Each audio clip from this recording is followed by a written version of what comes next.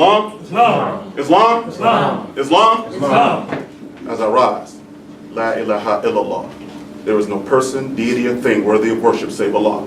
He is the author, the creator, the governor of the world, almighty, eternal, and incomprehensible. All praise is due to Allah. The highest of honors to his prophet, Prophet Noble Drew Ali, the angel in our midst. I want to give our honors to the Moorish flag, the red flag with the green five-pointed star in the center, representing the 5 highest principles known to man, which are love, truth, peace, freedom, and justice. A flag that has flown on these shores for over 50,000 years.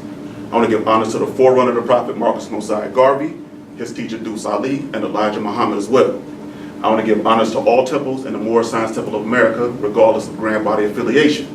I want to give honors to the office of the Grand Governor, Temple number 19, with his Sheik staff, the Vanguard staff, the admin staff, the Sisters Auxiliary, etc., etc. And especially, I want to give honors to the Ills and Bays. Islam? Islam. How the Moors doing on this fantabulous day? Oh, it's true. Yeah, it's a day, right? Yeah, it's the best day I've ever had in my life. All right. Look at that. Yeah. It's a day. Remember this day. We got you.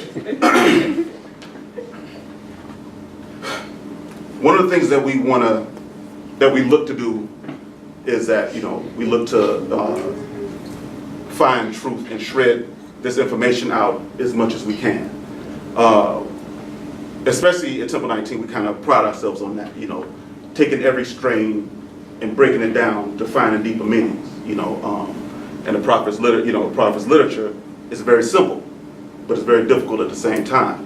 So how far does this go? Where can we find examples in history of the things that he's taught? Because some people think that he's made the stuff up.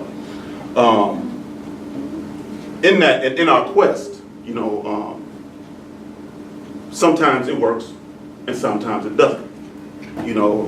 Especially as younger Moors that come in thinking that we know everything we walk in the door, first of all, and wanting to share that light. Sometimes we get things wrong. And there's nothing wrong with getting stuff wrong, because what we do, you come back here. I've come back here and, had to walk back on a few things that I used to teach. There's no problem with that. And in that, we never want any of our newer members or older members to stop sharing just because it doesn't work. Sometimes it just don't work. Sometimes 1 + 1 does not equal 2. Example is that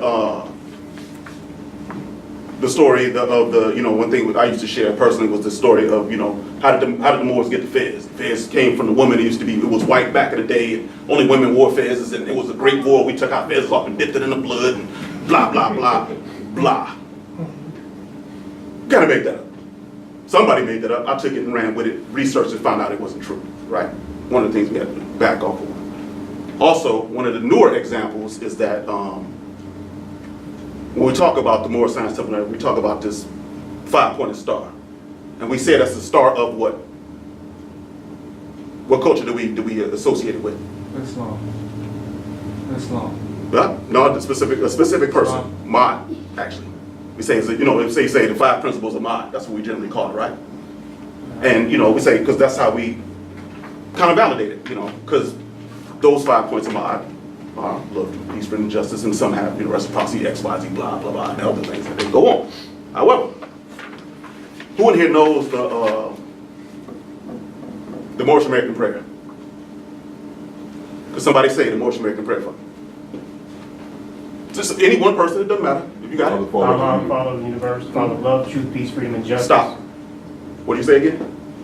Allah, the Father of the universe, the Father of love, truth, peace, freedom, and So why would we attribute that to Ma'at instead of attributing it to Allah? That's binding partners. Come on, Sheik. We can't do that anymore. Come That was on. one of my teachers I had to walk back off of. Easy, right?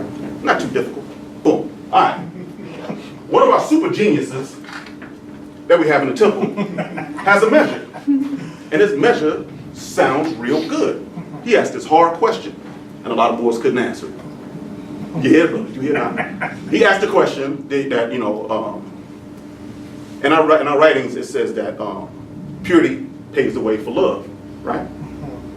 And there's a very deep measure in that when it comes to justice or Jesus and John and that relationship and how those things work out. And then also Marcus Mosiah Garvey and Prophet Noble Drew Ali, right?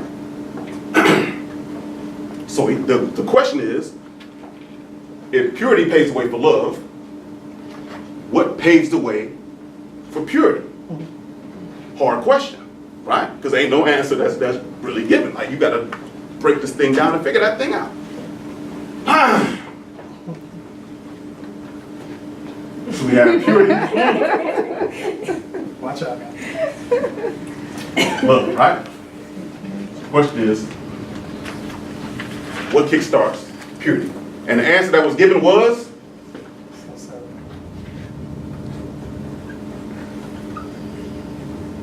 sincerity. All right? Let me write this down.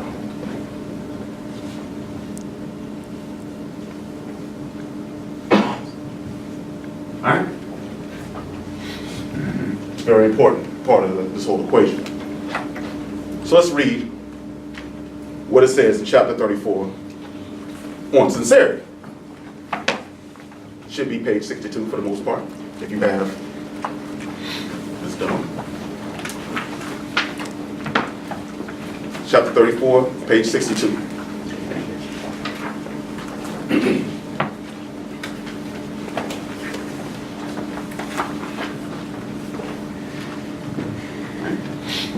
Islam, we there? Clear? All right. Bismillah. Chapter 34, the holy instructions from the prophet, sincerity. O thou who art enamored with the beauty of truth, and hast fixed thy heart on the simplicity of her charms, hold fast thy fidelity unto her, and forsake her not. The constancy of thine virtue shall crown thee with honor. All right. I'll read that again. O thou who art enamored with the beauty of truth, right? Chapter on sincerity. Now, we're not going to go all into it. We're not going to take all the time because, we're going to get y'all in and out. But what it talks about is basically being true to oneself. Because in your quest for truth, what you're going to do is you're going to expose yourself for the lie that you are. If you're lying to yourself, you have to open up yourself to that for truth.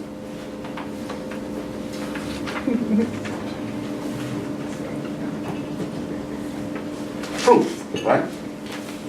But if you look up what sincerity is, it has a lot of virtuous meanings. However, and then you could say, well, if that's the case, you open yourself up for these things, and you're, to be sincere, to be honest and open, those sorts of things. What's wrong with that in being pure? Because basically what you're doing is kind of purifying yourself to a degree, right? All right. Purity is represented by who?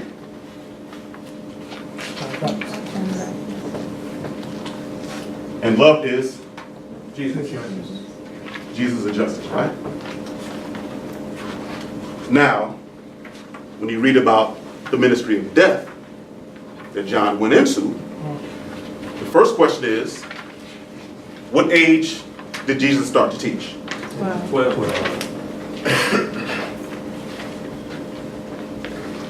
What happened to John at the age of 12? His mother died, right? Now, Jesus is teaching. John's going through the worst situation he's ever had, right? Obviously, worst situation we've all ever had. What's the interesting part about 12? Give me some interesting, super deep meanings behind the number 12. Zodiac. Zodiac, 12, Zodiac, right. What are you saying? Does 12 mean new beginning? Yeah, to a new beginning. A new beginning of what in this instance? If you're 12 years old, what are you starting? Getting the manhood, right? Getting the man on, right? All right. Another thing, give me some more 12s. 12-step ladder. 12-step ladder, okay. Give me some more 12s. 12 months. The sun goes around, the earth goes, well, 12 months. Jesus was put into an order of who? Melchizedek. Melchizedek, there we go, super genius, we got it. Boom, Melchizedek. Also, and in that, which number of Melchizedek was he said to be? The one after 12. 13, yeah. Next, all right? Tribes of Israel. Yeah. When you get around all the stragglers, How many are you supposed to have? 12. Boom, right? I mean, 12 is everywhere. It's a serious number when it comes to this whole spiritual thing. Jesus goes, ancient order Melchizedek, gets to teach everybody, super genius, does his thing, right? For the next number of years. This man here goes through death, a situation of death. And in that, just as justice is put into the order of Melchizedek, John goes to the ministry of death. It's a whole different thing, right? In that obvious situation, you know, he's taught a few lessons. And one of those is that because if you've come to this and you've had this happen at this specific point in time, this proves that you're ready to be this other thing. Now, in purity, what does purity do? It's a state of being pure. All right, yeah, come on. All right, the purity, easy part, right? How was he purified? He was purified, obviously, through death, through change, death transformation. Number 13, same thing as justice, same thing as Melchizedek. Flip side of it, though, right? Also, according to the story, he implemented a specific thing, the art of purification. So he said, so people don't basically have to go through what I've gone through. Basically what he did is he set up this thing where you purify by water. So it's a way of symbolism, not having to go through that thing to actually be here, right? He paved the way. When it says he paves the way, and I'm gonna keep using that word, paved the way, what were some of the examples of him paving the way? As purity, because purity is not always a good thing. We think of the word pure as in pure and nice. However, purified through water, you can purify through fire as well. If you are in your mathematics, you do what? You build and destroy, right? That's an active purification. You destroy first and then you build, right? You know, another one of our genius members in the temple, Brother Khalid Mujahid Bey, says that, you know, that you have to empty your cup. You know, when he always talks about that, that's one thing he always talks about is emptying one's cup. Emptying one's cup over and over again. He always talks about that. It's the same process. So now, John's way was not always the nice way. His preparation for justice was not always a beautiful thing. His outward appearance, number one, is an example of that. He was not clean cut at all. He was kind of straggly. You know, people didn't kind of want to deal with him, but he came with a certain level of truth at a certain way, and it works. You know, when it talks about the ideal of resolution, it's the same ideal. You know, destroying everything in your path, but you're getting the path ready. It's paving the way for this thing here. All right. Why does sincerity not work? Everything is context. Sincerity does not pave the way for a few reasons. Number one, it doesn't fit the pattern. Number two, one of the things we have to do is when we read, sometimes what we read is what it is. You know, I had a talk with one of the other brothers at one point, and he came to me with all kind of ideas. I said, okay, but what does it say? Right. And what it says is very important. Right. Right? For sincerity to pave the way, number one would have to say it. What is the problem with sincerity paving the way? Is sincerity a bad thing necessarily? No, it's not. But when you say it paves the way, it makes it a definitive article. The is a definite article. A is not. Now, another question I was asked right after that was, why would sincerity not be a good thing for purity? I said it would be. Well, you said that's the same thing. No, it's not. Purity paves the way for love, period. That is what it is. It's a process. It's part of the process. Everything in the Moral Science Temple of America, when you strip down everything, it's a process. And that process is definitive. There's no need to add on to take away from it. The process is already, the answers are, there's a cheat sheet. It's already given to you, right? When you have sincerity, you're forcing something. It's what we call a force fit. Now, what's wrong with force fitting? Because the next question becomes what? What paves the way for sincerity? Gratitude. All right, what paves the way for gratitude? Breakdancer. What paves the way for breakdancer? And you're gonna start making up stuff. Right? Lucid. That's a degree. This is an ancient art that has been passed down for the ages. It's called lucid. It's deep. It's powerful. It's called making up stuff. It's lying. That's basically what you're doing. You're just making up stuff just to make it up. You know, and in that's not what we do, because sincerity doesn't pay the way, but sincerity sets itself for what? Truth. And we'd be lying if we stuck something else and started going forever, because then you can go forever. What do you stop? It's asinine. It's backwards. It's not the process. There's nothing wrong with being sincere to come to purity. You go to make wudu, you should be sincere, right? You're supposed to empty yourself and do the thing and wash the blah and do the whole thing. It's just what you're supposed to do. It's not the thing though, because there's a million things you're supposed to do. It's not the thing. And you know, and as Sheiks and as scientists, I hate to say it, but scientists are more scientists of America, what you say and the way you say it means everything. And that's one thing I just want to really get across, is that when you say something, every word echoes a certain way. You know, just because it sounds good don't make it good. You know, sincerity looks good written up there, but that don't make it truth. That makes it a good idea. And as you know, man changes what? But you know what doesn't? Purity and love. Huh? Any questions? Any vibrations? Just to add something, I'm just adding this. Add it on there. I'm not, it's just a thought that, you know, so was love there in the beginning? Yes. Because what is a lot? Love. That's easy. That's easy more to say. Yeah, I kind of squeaked around. Yeah, that's the easy way to get it out. You know, so the ideas of love were always there. It's not a thing that has ever been anywhere, gone anywhere. It's just a matter of how do you see it. You know, just like I said, you know, every nation sees a lot different. You know, not all nations see a lot of love. Pure European. Any vibrations? Any questions?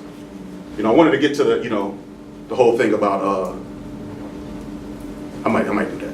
No, I don't want to take too much of your time. We can get on that next time. There's a whole thing about what was it? The devil in what is the devil?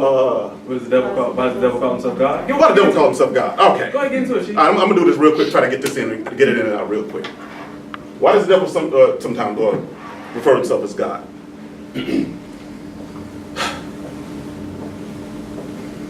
Who made you? Allah. Right.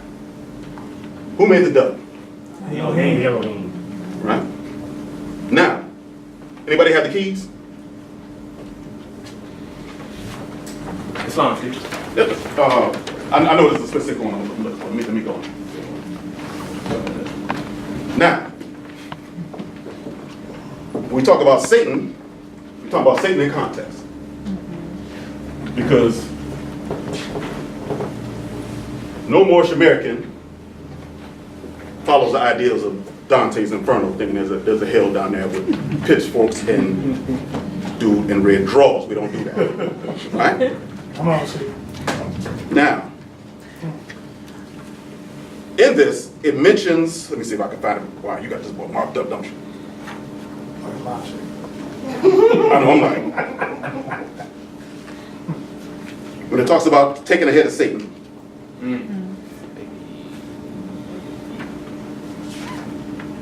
I can't find this. What is it? 83. Page 7. Okay, there we go. Boom. All right. Taking the head of Satan, blah, blah, blah. Let's see. Word white, there it is right here.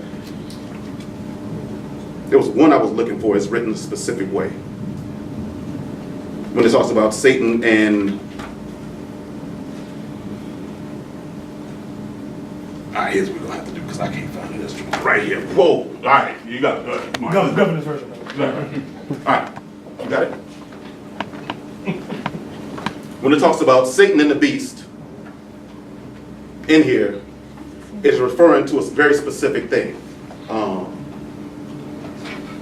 It asks specific questions about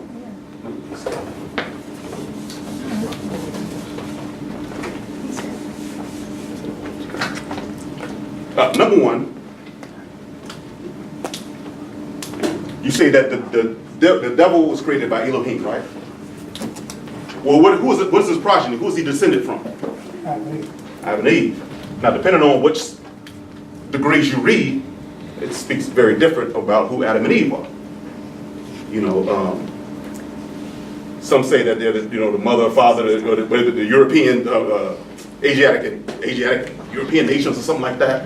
And the other one says that they were the ones that were driven out of the holy city, causing a discord. Right? And the ones that came from them are devil, Lucifer, Satan, devil, dragon, devil, dragon, the beast. Satan, in this instance, refers to a person, a being, a real thing, a real group of people, an ideal. What ideal does that represent? What kind of person? An adversary. An adversary. An adversary, but you're thinking of it as an ideal. What people represent that thing? All right. Adam and Eve, they're descendants of Lucifer, Satan, devil, dragon, and the beast. And then it asks, where did they go? And it said they went into sometime, in some writings, and the other ones it says they went into. All right. A Satan, or devil, dragon, the beast, the lower 5, XYZ. Yeah, I need it.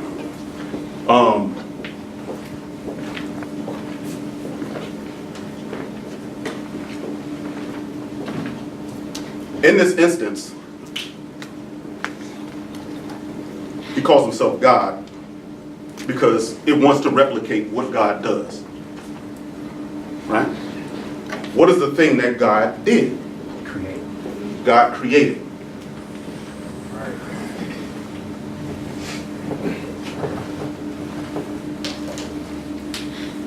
And it created something that was outside of the devil itself. Whole different lineage, whole different everything else. Right? How did Satan create or learn to create? If this thing went to this place, what did it create? Failed scanation.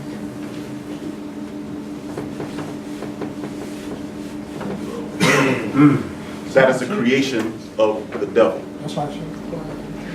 And at the same point, when the devil created this being, because what it did, it took God's creation and flipped it, right? Made its own thing in its own image, right? It took everything it knew and it stuck it into, and made this thing. And made a people out of this thing. Made people that even followed that thing and call themselves this. To this day, when you call yourself this. That's right. Alright? Now, give me some words for white. Pure, Purity. sovereign, Okay. ruler of the land. Rule of land. And the last one. God. There we go. God. Don't be afraid. So, what this thing did was it made this thing and then called itself white. Woo! White means purity. Purity means God. God is the ruler of the land. Right? Y'all see where I'm going with this? Alright. So you ask, why does Satan sometimes call himself God? Because it wants to do what God does. Right. It's just that easy. Any other questions? Go ahead, Jim. Wish I could find the demo, but man, I went 3-eyed mode on that joke. Yeah, any other questions? Any vibrations?